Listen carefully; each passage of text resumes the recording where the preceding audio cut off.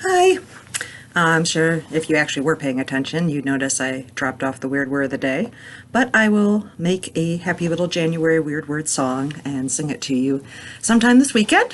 But meanwhile, I have another video planned for a shout out to Hobby Lobby for the nice way they handled a product dispute. But in the meanwhile, I found something interesting in one of our books in our stacks. It is not the strangest thing I found, but it is definitely the largest thing I found. So I figured I should share it here with you. And this kind of has a story. It'll make sense in a sec. Now, as you can tell, I am definitely not using my mobile phone camera. I'm going to try and use the camera app in Microsoft, and we'll see how this goes. The color is correct, though. I did do my hair this weird rose gold shade, so that's correct. Don't worry about it there. Okay, so a little bit of a story.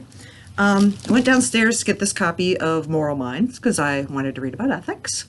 And it's down in our clothes stacks because we had to move a bunch of stuff to make space. And I opened it up like right to the center, and there was this big, like super thick pamphlet.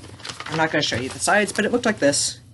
Really big. I have not seen 6 pages jammed in a book in a while. Usually you get like a weird bookmark or something. And so I pull it out, and y'all will love this. It's actually a whole bunch of anti-abortion literature combined together. Now I'm going to post a quick disclaimer. I am a feminist. I am pro-choice for other people. I personally wouldn't choose an abortion, but I have, in my opinion, no say over what y'all want to do. So that's just where I am, so don't assume that I'm pro-abortion, but I am going to read some of this because it's kind of interesting to see what people stick in books. And as me and my boss rationalized, it probably did not come from a student worker who shelved it. It's too large to not be caught.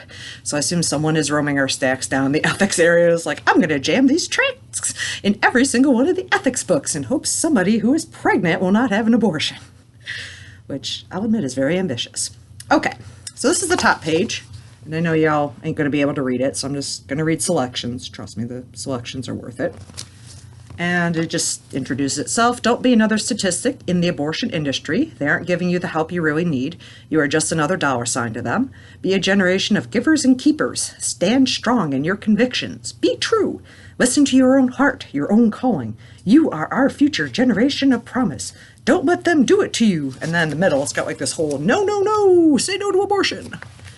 And then a new life awaits you and your unborn baby. A part of you is growing inside you. With your decision to love yourself and your unborn baby, you will find life.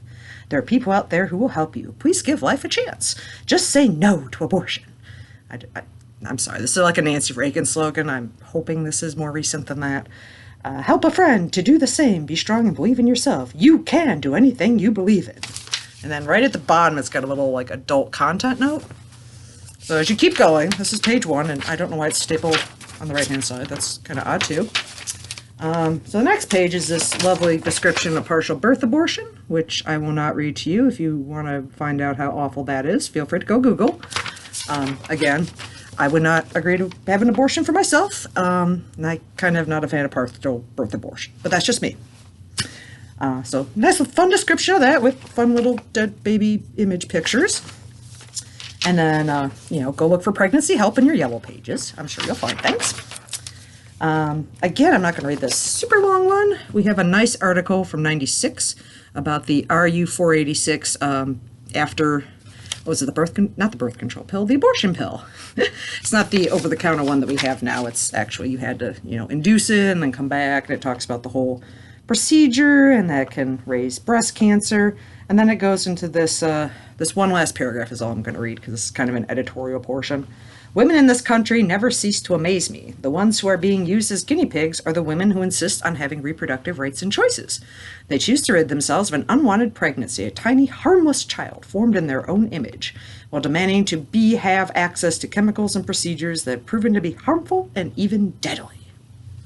So there's that little fun piece of thing to read. And now if you keep going, if you actually made it through all this, because we're 3 pages in now, we have this long, nice handwritten thing called This Is Hope, and I'm going to read this in the poem that follows it. I know we're already at 4:30. I try to read fast, but you don't want me to go in my auctioneer speed, trust me. I have coworkers who tell me how to do that all the time. So, there is hope. And I'm not trying to sound sarcastic, it just comes out that way, sorry. If you were deceived into believing that abortion was the answer to your unwanted pregnancy, my heart goes out to you for your loss. I pray for you.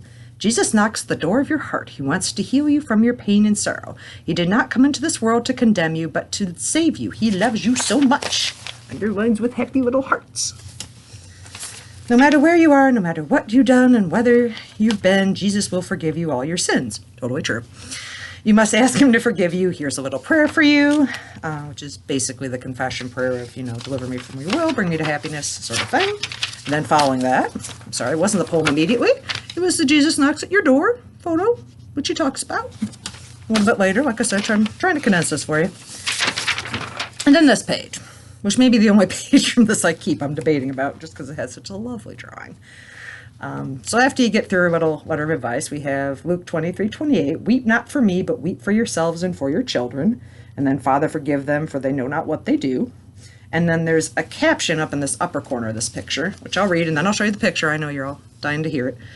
Jesus, turning unto them, said, Daughters of Jerusalem, weep not for me, but weep for yourselves and your children. For behold, the days are coming in which they shall say, Blessed are the barren and the wombs that never bear, and the paps which never gave suck. Then they shall begin to say to the mountains, Fall on us, and to the hills cover us. For if they do these things in a green tree, what shall be done in the dry? I don't remember this part of the Bible, even having read it last year, but it could be in there. Anyway, like I said, my favorite part of this whole thing is this lovely drawing, because I'm artsy. So I don't know who drew this. There's no attribution on the thing, but you have a woman who is laying down here. At first I thought it was some sort of decapitated thing going on, but there's an angel holding a lady who's having an abortion, and the little baby is flying up to heaven, and then the angels get him in heaven, and then there's some little hands. Very artsy. And it goes with the last thing, which, like I said, I know we're almost at 10 minutes, which is this lovely, again, similar handwriting to the other thing, where, she was saying, I'll pray for you and stuff. A nice little poem about I am alive. And this is the last thing I'll read you, and then you guys can go enjoy your weekend, because you're probably not watching this anyway. All right.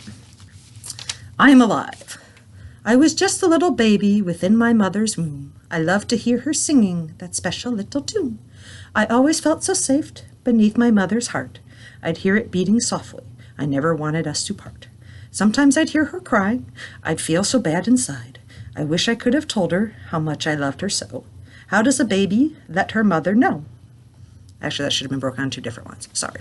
Editorial. Then something happened I'll never understand. Why my world was shattered. I was tossed into a pan. This wasn't supposed to happen. Where's my mama now? I felt so cold and broken. They wrapped me in a towel. After that, I fell asleep. Then I woke up to see two lovely angels smiling. They were reaching out to me. Which is, I don't know, it's kind of a happy ending. Like, you abort if it still goes back to heaven. I don't know. This is not my form of Christianity. But I did want to share it with you because, again, I thought it was unusual. You don't normally see things that thick stuck in a library book. Usually, like I said, it's 1 or 2 sheets tops. But yeah, that's what I discovered today. Fun finds in the library. Hope you all enjoyed your time off work. I know I did.